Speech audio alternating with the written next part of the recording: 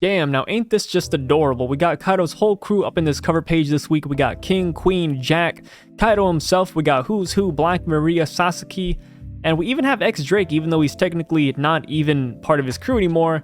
And to top it off, we have Ulti and page 1. But before we start diving into this cover page and everything else about the chapter, welcome back, y'all. My name is Sai. Welcome to One Piece Chapter 1018. Thanks for clicking the video.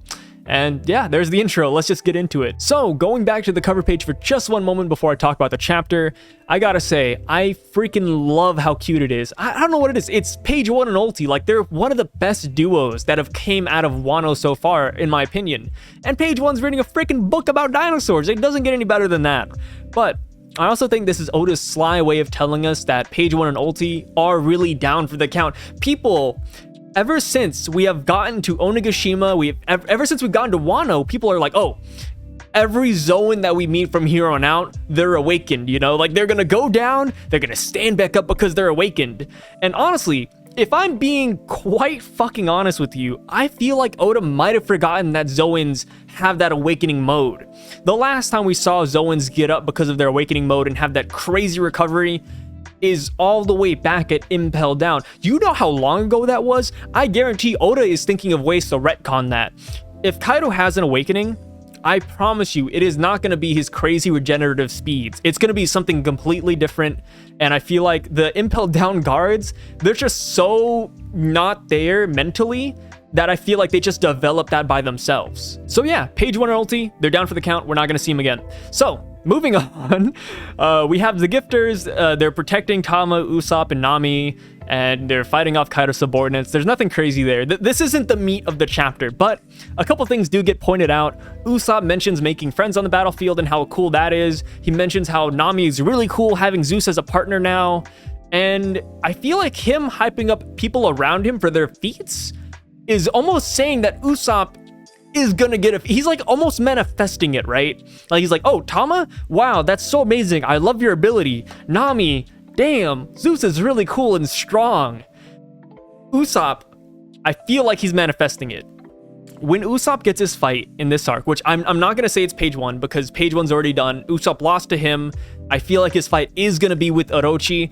I feel like Ussop is gonna pull out something brand new and he's gonna blow our minds. Maybe he has a way to fight with observation haki, which, you know, granted, we do know that advanced observation haki is just seeing a little bit into the future, but maybe Ussop can utilize it in a different way. I can see him almost setting traps because we've seen him do that before, where he shoots things and then hours later, you know, something blooms, like a giant plant comes out of nowhere and attacks him. Maybe he can plant traps because he can see into the future with his observation haki. That's my 2 cents. That's what I'm assuming he's gonna do. But regardless, my boy needs a feat because he is the only Straw Hat that really hasn't gone a glow up thus far. So, moving on, I made a prediction last chapter where the numbers have switched dramatically. I said that the Beast Pirates are sitting at 17k and the Straw Hats are sitting at 10k. I was very close, surprisingly. People pointed me out that my math was wrong, and even this chapter, the chapter itself said that my math was wrong, but somehow I still got pretty close to being right, so I'll fucking take it. So, 16,000 versus 9,000. CP0 is pretty shocked by the change in events, but also they don't really care. They even mention that they don't care who wins this battle. So, beforehand, I was speculating that if the Straw Hats win, will they have to fend off and fight CP0? It looks like that might be a no, because they don't really care. If they were to care and if they were to fight the Straw Hats afterwards, they'd be like, oh no, Kaido's losing? We might have to step in, or we should do something about this. But the fact that they don't care means that they're just gonna let this slide and leave after the whole battle's done. Which, granted, if you think about it, CP0 didn't really have good terms with Kaido or Orochi to begin with. Literally, Orochi was like, hey, next time I want Vegapunk. Like, we don't want no warships anymore. We want the man himself. So I can assume that they're not a big fan of Orochi. But also, if they know so much about the world and if they know about the Gomu Gomu no Mi being dangerous, you'd also think that they'd want to take care of the Straw Hats while they're injured from Kaido's attack. So what I'm trying to say is that it's strange that CP0 doesn't care who wins, because you think that they'd be like, oh, we're favoring Kaido because if Kaido wins, then we can just imprison Straw Hat and we can take him away. Or vice versa, if Straw Hat wins, we can take Kaido away and we can imprison him and not give him Vegapunk. There's so many different things at play here. I'm starting to just think that CP0 is just gonna leave after the battle's done. Which, honestly, I wouldn't be surprised if they could easily mop the floor with everybody else afterwards, considering everybody's gonna be so damn injured. But that's besides the point. All they really care about is who's who, and then after bringing up who's who, they kind of start mocking the guy. They're like, oh, what about who's who? We definitely have to make sure that he's gone. Like, he can't be spilling those government secrets. And then they're just like, oh, wait. What government secrets, man? The guy was like imprisoned 12 years ago. Like, what does he know? Everything he knows is outdated. He's so out of the freaking loop. And their concerns were justified. Who's who didn't drop anything super crazy important this chapter, but boy, the man can talk. So last chapter, I was mentioning how Queen was giving out a little bit too much information to Sanji. Sanji just casually talking about his dad, and then here comes Queen saying, oh, Mads? That thing that you guys have never heard about before? Yeah, I remember working on that. I was making fun of him for that. And I retract that. You know what, Queen? You get a free pass, because the person with the most lore dump I've ever seen thus far goes to who's who. He wins that award by far. Oda.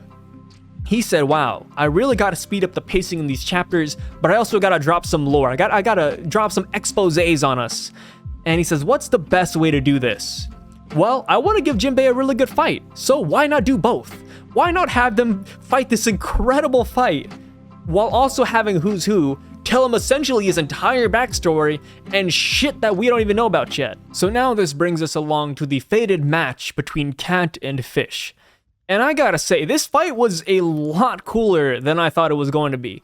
Granted, it has a lot of lore dumping here, but it's a really cool freaking fight. So while who's who is being fodderized by Jimbei throughout the chapter, he drops a lot of narrative stuff on us. He tells us why he doesn't like Shanks, and like everybody could have guessed, it's because Shanks is the one who stole the Gomu Gomu no Mi from him. He hates Luffy, not only because he ate the Gomu Gomu no Mi, but because he also wears the same damn straw hat that Shanks wore.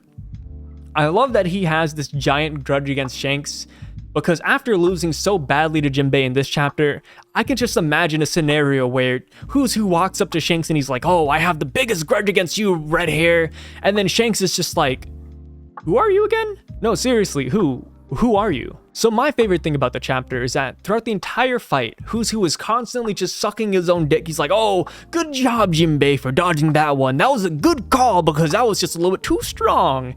Throwing out Gagans and his Madara Shigan. It's really cool. His attacks are just so freaking awesome. But Jimbei, a humble man, a man of very few words, doesn't even really flinch at any of these attacks. He takes most of them and just kind of brushes it off. And Jimbei barely talks throughout this entire chapter. He throws a couple slight rebuttals like, oh, why are you discriminating against fishmen? Why are you saying so much about this? Why do you have a grudge against Luffy? There's just so much going on, and Jimbei just doesn't really care. And who's who just keeps on blabbering, man. I love it, though. Like, I'm not throwing any shade to the man. Like, I love that we're learning so much, but at the same time, I'm like, how much of this is relevant, man? Like, we know you have a grudge against Luffy. We know you have a grudge against Shanks.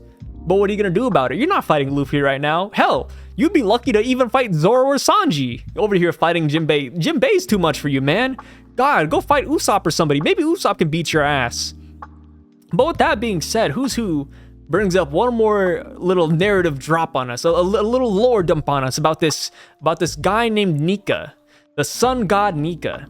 And I'm not too sure where this fits in with One Piece lore, so I referenced back the term Sun God and the term Nika to see if that pulls up anything in One Piece lore, and surprise, surprise, it pulls up two things. Well, the term Sun God does, not Nika. Nika is like an unknown concept for us right now, but the term Sun God pulls up two things. Back in Skypiea, they mention it, and it's just a panel that everybody's been sharing, and I really don't think it has anything to do with the Sun God Nika that who is referring to, mainly because I'm pretty sure the Sun God that they're talking about in Skypiea is that giant snake that's floating around in the sky, or it could just be an L. I don't know. I don't want to fact check that.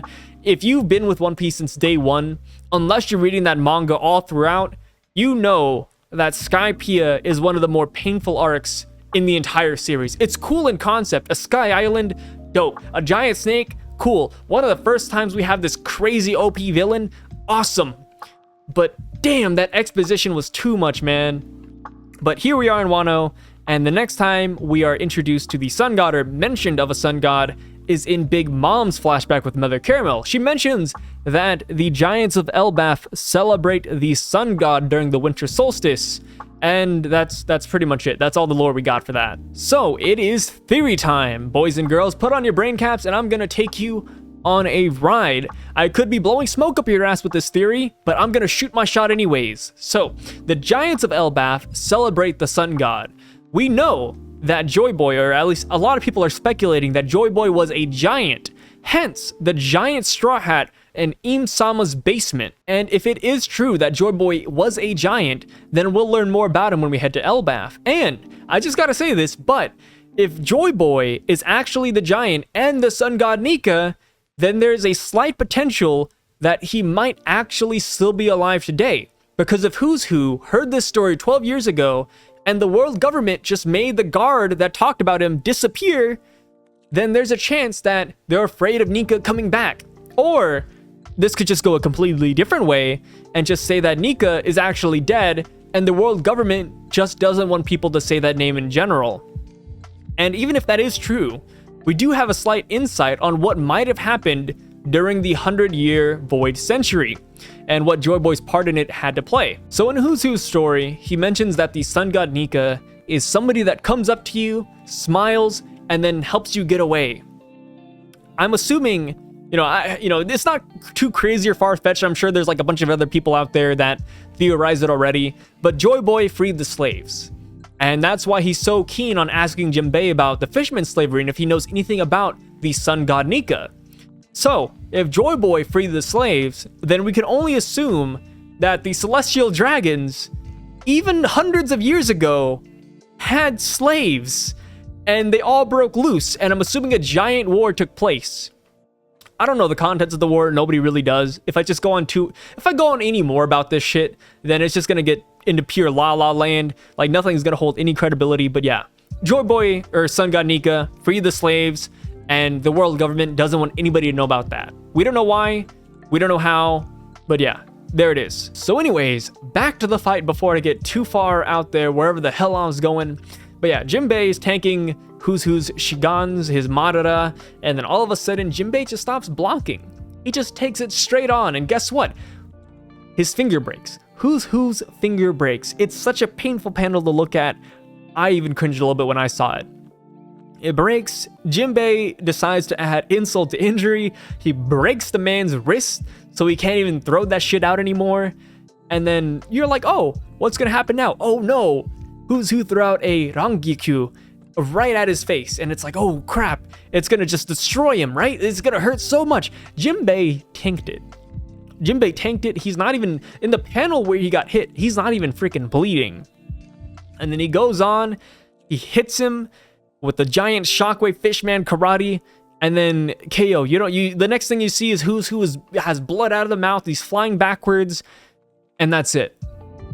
And I know what you're wondering. What's gonna happen? Is this the end of the fight? You're goddamn right it is. Who's Who is not gonna stand back up after that. If you think that he's an awakened devil fruit user, wake up!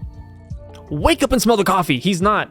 If ulti isn't, if page 1 isn't, and if every zone we've seen so far isn't, I really doubt that Who's Who is an awakened Zoan fruit user. You gotta remember how rare awakenings are in One Piece. The last awakened devil fruit user we saw was Dofi, all the way back in freaking Dressrosa. You know how long ago that was? That was a couple arcs ago, but that was years ago. And the last thing we heard about an awakened devil fruit user minus Dofi was Akainu and Aokiji. And that was off screen. We didn't even see that shit go down. So the chances of Who's Who being an awakened Zoan fruit user and standing back up after that is pretty much zero. In my opinion, it's absolute zero. Like, it's done. It's dead. But now that the cat's out of the bag, I gotta say, I said this earlier in the chapter, I'm gonna say it one more time for the boys in the back. I do believe that when Oda brings an awakened Zoan fruit user up, it's going to be Kaido, which, I mean, I guess we can all, say with the, we can all make that grand assumption. It's going to be Kaido. But I also want to say that Oda's going to retcon its ability. The ability of getting back up and having this crazy rejuvenative power is, one, it's kind of OP, and two, it just seems bland compared to what Dofi's awakening could do, what Aokiji's awakening could do. It just seems very bland.